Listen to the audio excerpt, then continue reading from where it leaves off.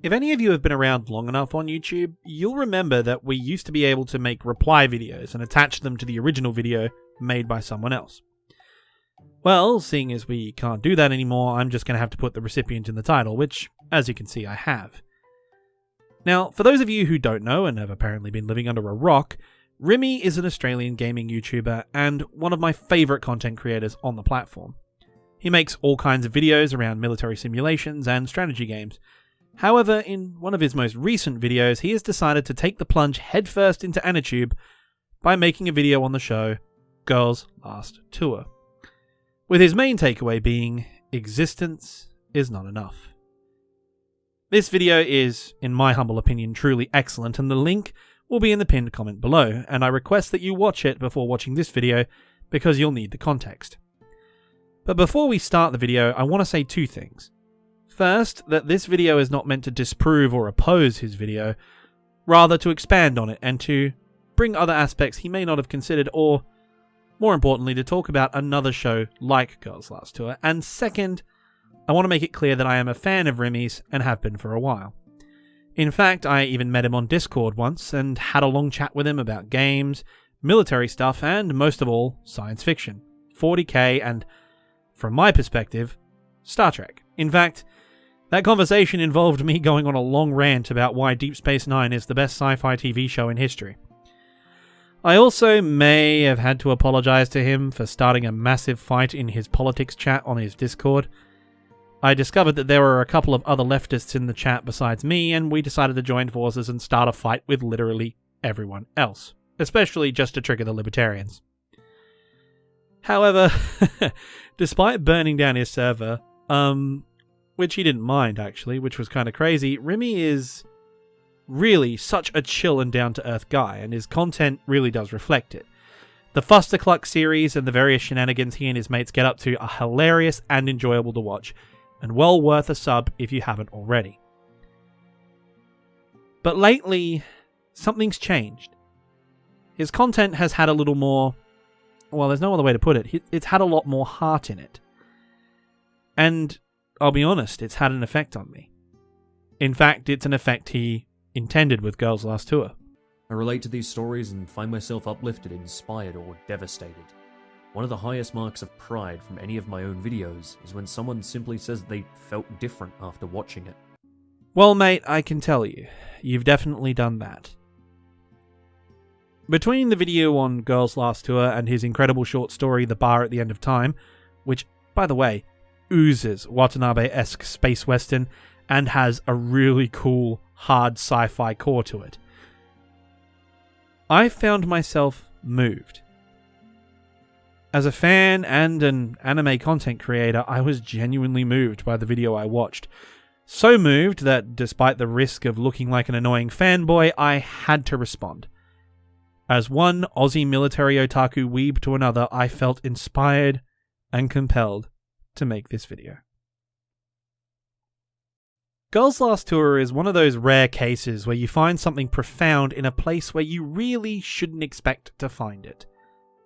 A post-apocalyptic setting is usually a backdrop for either a gripping horror drama like The Walking Dead, or to tell deep personal stories rooted in hardship while showing a glimmer of hope for the future. The movie I'm thinking of here is The Book of Eli. It's not generally a place where you find masterful commentary on the nature of mankind beyond a surface analysis of the human condition, and yet, while watching Girls' Last Tour, there is this air of childlike innocence and wonder at the world around them. The juxtaposition of Chi and Yuri with each other, followed by the juxtaposition between them and their surroundings, is something quite beautiful. And if I had to put my finger on why it works so well, it would be the absolute masterful crafting of the world around them. We see various pieces of military hardware lying around, like a T-34-76, a P-51 Mustang, and of course their very own Kettenkrad. We also see more modern equipment, from giant science fiction death robots to a fully equipped Oscar-class ballistic missile submarine, which I'm still not quite sure how they got up there. And as the audience, we see these things. And after seeing all these things, we piece it together and we know at once what they are, and we see the world and work out exactly what's happened and how it's got to this state. And yet, seeing Chi and Yuri go back and forth about not just the weapons, but mundane objects like radios and cameras, it makes you introspective about humanity and our failings. As Yuri rightly points out, if humans could make all these amazing weapons and giant buildings, they should have been able to make enough food for everyone. The things we take for granted, like food and shelter, the jealousy and prejudice we feel to others simply because they aren't just like us. To Yuri and Chi, all of us here in the past baffle them. To think that we would waste such precious things like fuel and food and clean drinking water. We waste all these great things fighting over something as trivial as a cultural or political difference. But as it goes on, you find the introspection turns from musings about humanity into something far deeper. It turns into an introspection about the single reality of being human and what it means to be alive. It's a theme that comes up again and again in the exchanges between our adorable duo, with Yuri constantly puzzled by Chi's need to preserve books for posterity. I mean, after all, who's alive to read them? Or the constant fear of death that grips Chi when confronted with heights, only for Yuri to ask, if this is our existence, what even is living? Considering all they do is get up, eat, travel on, search for food, sleep, and then do it all again tomorrow. It would be so much nicer if we could just embrace hopelessness and let it all happen. I think my favourite episode of this whole series would have to be the episode where they meet Ishii, the aviation engineer. As someone who's loved aviation and dreamed of roaming the skies since I can consciously remember, her dream of building a plane and venturing to the next city is something that spoke to me right down to the core. The episode builds up the friendship between our two leads as well as building a bond with Ishii, and when the episode reaches its climax, we have a completed aircraft. I felt hope. Here was what could be humanity's last pilot. Someone I identified with right down to my core. She is ready to set out on a journey to retake the skies for humanity, and that hope is ripped away. It broke me seeing the aircraft fall apart. I just felt the world shatter around me, all that effort to waste. And yet, in the distance, we see a chute open, and Ishii floats down unharmed, after having her life's ambition crash down on her, as it surely would if her aircraft had failed. And yet we see the chute. And it is here where I find myself asking, if existence truly isn't enough, if she has attempted to find greater meaning and failed, why would she even bother with a parachute? Why would you go on if your goal is now unachievable? Well, I think I have an answer, but Girl's Last Tour is where you find its embodiment, not its explanation. The answer, such as it is found elsewhere in anime, because unbeknownst to many, this little gem of a show that is Girl's Last Tour has a mirror image that came before it, which takes the form of the show Sora no Woto, Sound of the Sky.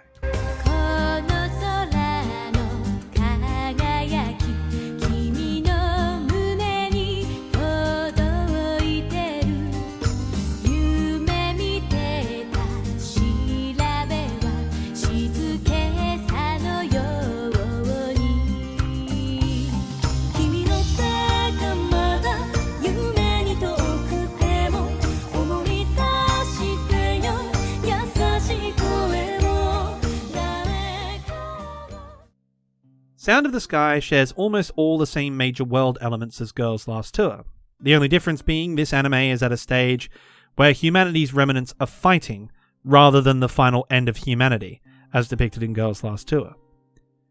The world we know it has been destroyed by a supernatural or extraterrestrial force. The specifics of it are left intentionally vague, as what destroyed Earth is not important.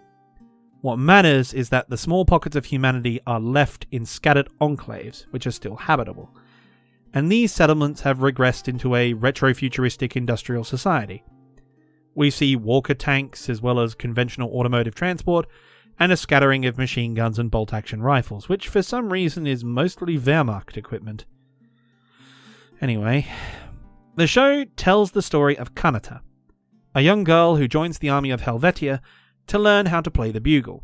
She wants to play music, and the only place to learn properly in this world is in the army music corps. Helvetia is currently in a tense standoff with the Roman Empire. Yep, that's right, fellas. After all this time, Caesar's Legion finally got an anime adaptation.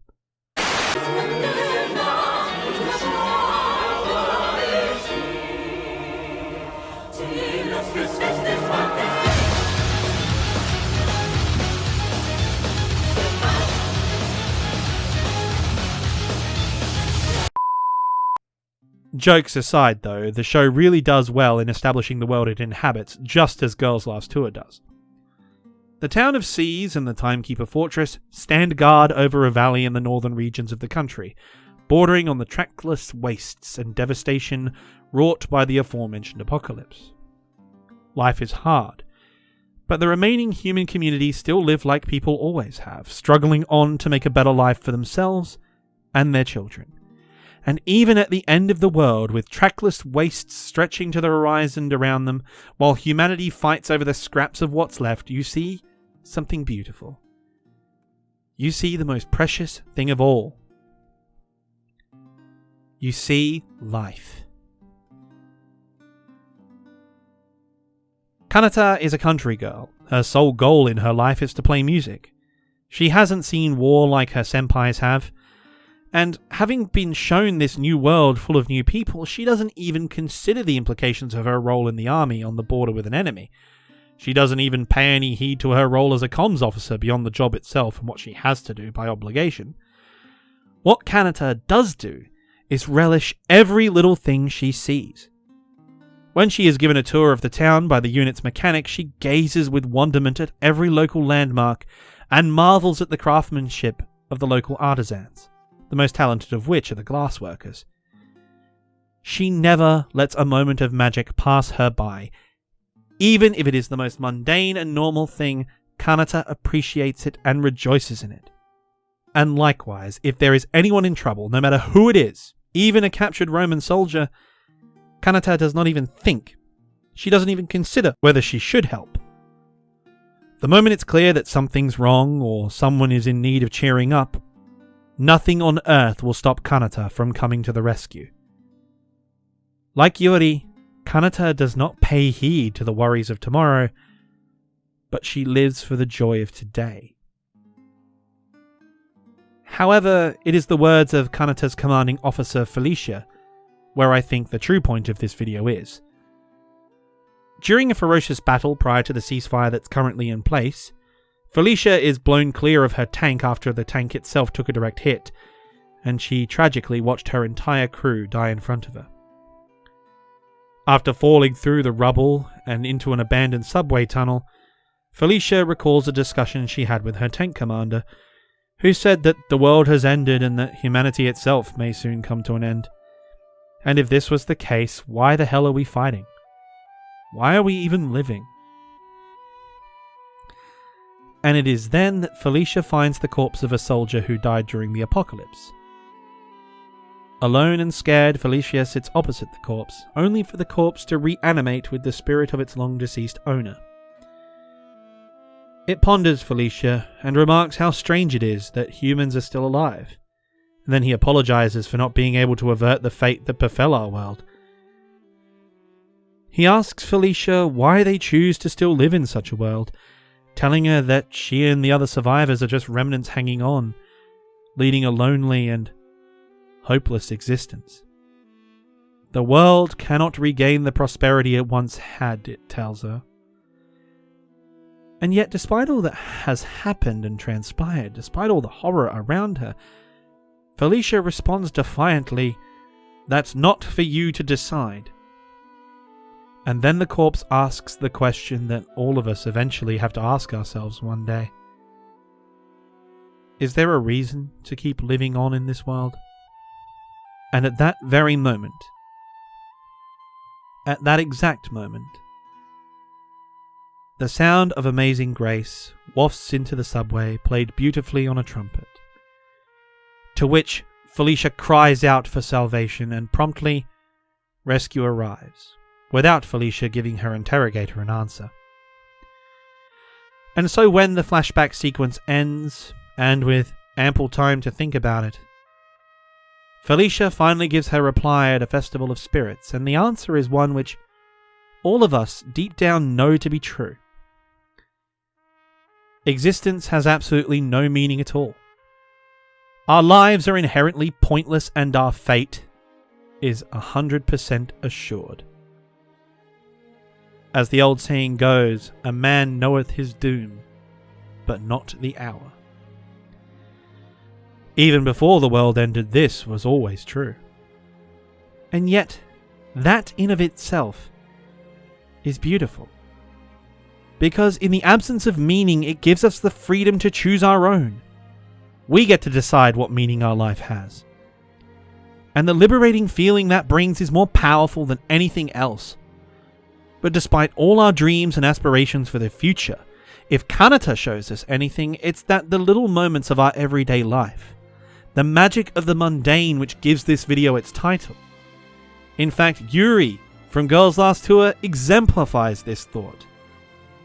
These little wins, these magical moments that you find every day, is a reason of its own to keep going. Existence may not be enough, but to exist at all is a privilege. And as Kanata stares down two armies on the brink of plunging the world into yet another war, the simple sound of her trumpet, the melody of that uplifting and soulful song, Amazing Grace, brings beauty and peace to a world where both are in very short supply. And that serves as a reminder that at our core, all of us humans share a common experience. All of us are bound together by one thing. And that experience is existence. And the fact that we share it is beautiful. It's magnificent. It is a common burden all of us have. And when combined with all the little victories we win, it gives a new appreciation for all the things that we take as read. The wonder and magic we find in our ordinary lives. The cool breeze on a warm day. The extra few dollars you find in your pocket that you forgot you had. The laughs you share with your friends from a story told over and over. Or that time you start a snowball fight. Just simply because you can. When Ishii floats down on her parachute, her life's work in ruins, she isn't crippled by despair or gives up on life.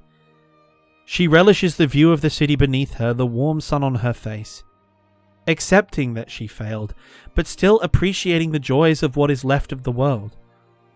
While it may seem like a defeat, given the circumstances, just making it up there was a victory all on its own. And with that realization comes the strength and the will to go forward, for however brief a time that may be. This year has been horrible for all of us. Times are incredibly dark. Many of my friends are suffering through cut hours or full unemployment. Those of us in essential work, myself included, are busting our asses just trying to keep shit running. Our country burned down and the political landscape is, frankly, bordering on dystopian. As for my own personal struggles, at the time this script was being written, my grandmother passed away. Having struggled with dementia, she could remember us at the end. And with COVID-19 running amok, we had to live stream the funeral. In fact, her funeral was yesterday at the time of this recording. But we keep going. We travel onward. We fight on, and I think it is quite apt that I too would choose to cite Dylan Thomas. Rage, rage, rage against the dying of the light. Do not go gently into that good night. But while Rimmy interpreted Girls Last Tour as a call for us to live every day as though it were our last, and for us to pursue with vigour great projects, both big and small, to strive hard to better ourselves and make the most of what little life we have, I believe what Yuri and Chito demonstrate to us here in the past is that it is the little wins that keep us going. that even in the darkest of times there is a magical and beautiful joy to be found in the simplest of things. We just need to stop being in such a hurry to change the world and simply to take a moment to look at it and appreciate the magic of the mundane. To forget this dog-eat-dog environment and just be kind to one another, helping where we can. Anime as a whole is full of this message, whether you be like Chitanda from Hyoka to try and unravel life's little mysteries, or just embrace living day to day with our friends and co-workers, finding humor and excitement in our oh-so-ordinary lives, as Nichijou would say we do. Waking to a new day is a new opportunity, and as Yuri so rightly observes, living sure is great. But there is one disagreement I have with Rimmy, and it is a disagreement I have with Yuri, as well as Girls' Last Tour as a whole. And it has to do with this repeated theme, this overworked concept, this word which keeps popping up. Hopelessness. And the reason I disagree is because despite how bad this world has gotten, despite how shit things can be, despite all the failings of humanity, when I think about the people I know and the things I've seen, I am firm in my conviction. Hopelessness? There's no such thing.